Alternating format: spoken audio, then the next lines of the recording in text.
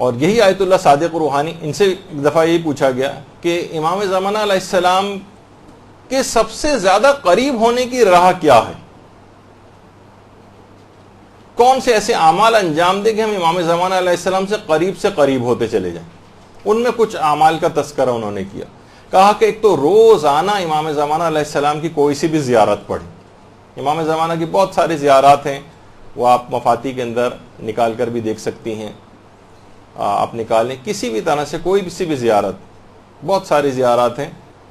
روز امام زمانہ علیہ السلام کی کوئی نہ کوئی زیارت، چاہے وہ مختصر ترین زیارت ہی کیوں نہ ہو. السلام علیکہ یا صاحب العصر والزمان اتنا بھی کہہ دیں تو یہ بھی مختصر ترین زیارت ہو جائے گی. ایک تو یہ روزانہ پڑھیں، اس سے آپ امام زمانہ علیہ السلام کے قریب سے قریب تر ہوتی چلی جائیں گی. اور دوسرا یہ کہ قنوت میں دعائے فرج پڑھیں. اچھا، دعائے فرج کے نام سے دو دعائیں ہیں عام طور پر نظر آتی ہیں. ایک تو الہی عظم البلاؤ والی دعا ہے، اس کو بھی کچھ لوگ کہتے ہیں، اور ایک جو دعائے سلامتی ہے امام زمانہ علیہ السلام ہے، اللہم کن لولیک الحجت والی. تو کوئی سی بھی ان میں سے دعا جو امام زمانہ علیہ السلام کے لیے دعا شمار ہو، یا تو یہ والی دعا جو کہ سب کو یاد ہی ہے، اس کو قنوت کے اندر روزانہ پڑھنا. جو روزانہ قنوت میں اس کو کم سے کم روزانہ کیا تو کوشش کریں ہر نماز کے قنوت میں یہ پہلے پڑھ لیں، اس کے بعد کوئی سی بھی اور قنوت کی دعا پڑھیں. یہ بہت زیادہ اس کی آج کل کے زمانے میں کافی تاکید ہے. ورنہ مختصر ترین جو اللہم کن لولیک اللہم عجل لولیک الفرج، یہ والی جو مختصر ترین ہے، یہ بھی پڑھ سکتے ہیں. تو بہرحال کسی بھی طریقے سے نمازوں کے قنوت میں. اور آیت اللہ علی آقا قاضی تو ایک جملہ اور فرماتے تھے کہ امام زمانہ علیہ السلام سے اگر کوئی ارتباط اپنا برقرار کرنا چاہتا ہے تو وہ نماز شب میں جو نماز وتر ہوتی ہے اس کے قنوت میں دعائے فرج پڑھے، بلکہ ہر روزانہ پڑھے، بلکہ اپنی ہر دعا میں دعائے فرج کو شامل کر لیں. یعنی آپ کو عمومی دعائیں بھی اپنی کرنی ہو، مثلا کوئی سی بھی گھریلو ٹائپ کی کوئی دعا، اور شادی کی دعا، اور اولاد کی دعا، اور بیماری سے دور ہونے کی دعا، کوئی سی بھی دعا کریں اس سے پہلے دعائے فرج ڈال دیں. اس دعائے فرج کی برکت سے امام زمانہ علیہ السلام کے لیے دعا کر رہے ہیں، وہ تو پروردگار کو قبول کرنی، اس میں تو تمام موانعات مفقود ہو جاتے ہیں. علماء کہتے ہیں جس وقت امام زمانہ کے لیے آپ دعا کرتی ہیں نا، تو تمام رکاوٹیں جو دعا کی قبولیت میں بنتی ہیں، مانع ہوتی ہیں، وہ ساری کی ساری رکاوٹیں دور ہو جاتی ہیں امام کے لیے دعا کرنے کے نتیجے. اور خدا کی ذات اس بات سے بہت زیادہ، کہیں زیادہ کریم ہے کہ وہ امام زمانہ کے لیے کی گئی دعا کو تو قبول کر لے، اور جو اس کے ساتھ لگی ہوئی دعا ہے اس کو رد کر دے. بہت مشکل ہے، پروردگار کی صفت کریمیت جو ہے اس سے بہت بعید ہے یہ بات. تو یہ والی دعا ہر دعا کے ساتھ اس کو لگا لیں. تو فرماتے ہیں کہ اس طرح سے آپ امام زمانہ علیہ السلام کے بہت قریب ہوتے چلے جائیں گے. اور آیت اللہ صادق روحانی ایک بات اور فرماتے ہیں، وہ یہ فرماتے ہیں کہ اپنے اعمال اور اپنی عبادات کو مستقل طور پر حضرت حجت کو ہدیہ کرنے کی عادت ڈال لیں. یہ حضرت حجت سے قریب ہونے کا بہت بہترین ذریعہ. اور اگر آپ نے فرماتے ہیں کہ اگر آپ نے اس کی عادت ڈال لی تو کچھ ہی عرصے میں آپ کو خود احساس ہو جائے گا کہ آپ امام زمانہ علیہ السلام کے بہت قریب آ گئے.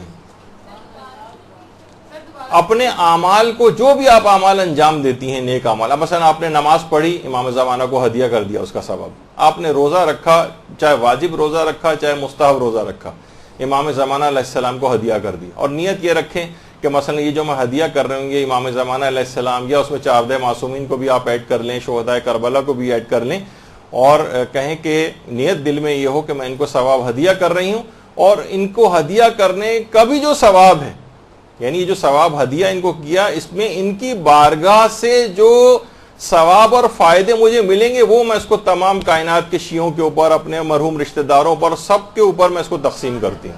اللہم صلی علی محمد وعلی محمد.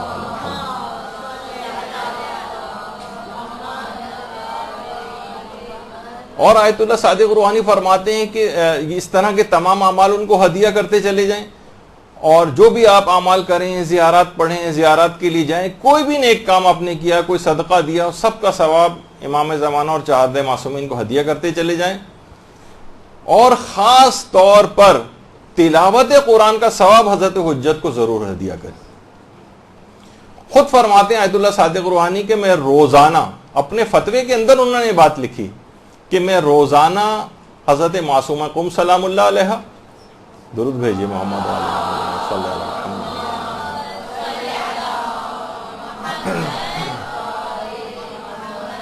اور امام رضا علیہ الصلوۃ والسلام، اللہم صلی علی محمد وعلی محمد۔ میں روزانہ ان کی نیابت میں زیارت عاشورہ پڑھتا ہوں، اور روزانہ وقت سحر فجر کی نماز سے پہلے میں تمام معصومین کی نیابت میں کچھ تلاوت قرآن کر کے ان کو ہدیہ کرتا ہوں۔ قرآن کو اور امام زمانہ علیہ السلام کا بہت ہی قریبی تعلق ہے۔ یہی وجہ ہے کہ امام زمانہ علیہ السلام کا ایک لقب شریک القرآن بھی ہے۔ جب بھی آپ زیارت میں بھی کہتی ہیں نا السلام علیکہ یا شریک القرآن، اور دیکھیے قرآن بھی کتاب ہدایت ہے، امام زمانہ خود عین ہدایت ہیں۔ قرآن ہر چیز کو آشکار کرنے والا ہے، اور امام زمانہ علیہ السلام بھی جب آئیں گے تو ہر چیز کو آشکار کر دیں گے۔ بہت ساری مماثلت امام زمانہ علیہ السلام اور قرآن مجید میں، تو تلاوت قرآن امام زمانہ علیہ السلام کو ہدیہ کریں۔ اور دیکھیے آپ خود سوچیں کہ ہم جب کسی کو ہدیہ کرتے ہیں نا، تو خود مثلا آپ اپنے کسی مرحوم رشتہ دار کو ہدیہ کریں، تو خود اس ہدیہ کرنے کے بعد بہت سے لوگ یہ سمجھتے ہیں کہ شاید ہمارا ثواب ختم ہو جاتا ہے ہدیہ کرنے سے اور اس کے پاس چلا جاتا ہے۔ آپ کا ثواب دگنا ہو جاتا ہے، بلکہ 10 گنا ہو جاتا ہے، بلکہ نہ جانے کتنے گنا ہو جاتا ہے دوسروں کو ہدیہ کرنے سے۔ تو علماء فرماتے ہیں سوچیے کہ جب آپ عام شخص کو جب ہدیہ کر رہے ہیں ثواب، اس کے اجر و ثواب کی کوئی انتہا نہیں، تو امام زمانہ علیہ السلام کو اگر ہدیہ کریں، اس کی تو کوئی تصور میں نہیں لا سکتا کہ کتنا اس کو جو ہے اس کا ثواب ملے گا۔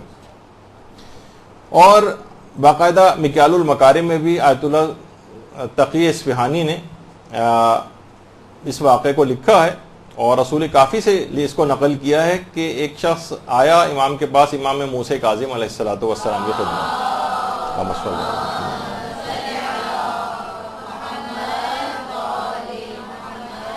کہا کہ مولا میں ہر ایک پورا قرآن ختم کر کے ایک معصوم کے نام ہدیہ کرتا ہوں، 14 معصومین کے لیے 14 قرآن، تو اس کا کیا ثواب ہے؟ امام نے فرمایا تم قیامت میں ان ہستیوں کے ساتھ رہو گے۔ کہنے لگا مولا حیران لگے اتنا زیادہ ثواب، اگر تصور میں لے کر آئیں کہ افضل ترین ہستیوں کے ساتھ کسی کو جنت میں رہائش نصیب ہو جائے، ہر وقت وہ ان کے پڑوس میں رہیں، کہا کہ مولا اتنا زیادہ ثواب؟ امام موسیٰ کاظم علیہ السلام نے روایت میں 3 مرتبہ فرمایا ہاں ہاں ہاں ان کے ساتھ تم جو ہے جنت میں رہو گے۔ تو جب یہ علماء فرماتے ہیں کہ روزانہ کی بنیاد پر تلاوت قرآن کچھ نہ کچھ جو بھی آپ سے ہو سکے، شعبان میں تو ویسے بھی بہت زیادہ تلاوت قرآن کی تاکید ہے، دستور العمل وغیرہ کے اندر علماء نے بتایا، بہت سے علماء تو ایک پارہ روزانہ کم سے کم صرف شعبان کے مہینے میں ہی ریکمینڈ کرتے ہیں کہ پڑھنا چاہیے، اور رمضان میں تو لوگ ماشاءاللہ سے ویسے قرآن ختم کرتے ہی ہیں۔ تو اس طرح سے امام زمانہ علیہ السلام کی خدمت، تو یہ بھی آیت اللہ صادق روحانی سے انہوں نے بلکہ اس بات کو ذکر کیا کہ دیکھیے اگرچہ دیدار امام زمانہ علیہ السلام، ان کے چہرے کی زیارت بالا ترین افتخار ہے، اس میں کوئی شبہ نہیں، لیکن فرماتے ہیں اس سے آگے کی بھی کچھ منزلوں کی طرف مومنین کو جانا چاہیے۔ مثلا امام کی رضایت حاصل کرنے کی کوشش کرنا، مثلا امام علیہ السلام کی دعائیں لینے کی کوشش کرنا، ایسے اعمال انجام دے کہ امام آپ کو دعا دیں، امام زمانہ علیہ السلام کے الطاف اور عنایات کو حاصل کرنے کی کوشش کرنا، اس کی فکر کرنی چاہیے۔ اور فرماتے ہیں اس کے لیے لازمی شرط ہے کہ انسان اپنے نفس کو پاکیزہ بنائے، اخلاق حسنہ سے اپنے آپ کو آراستہ کرے، اس کے بغیر اس راہ کو حاصل کرنا بہت مشکل ہے۔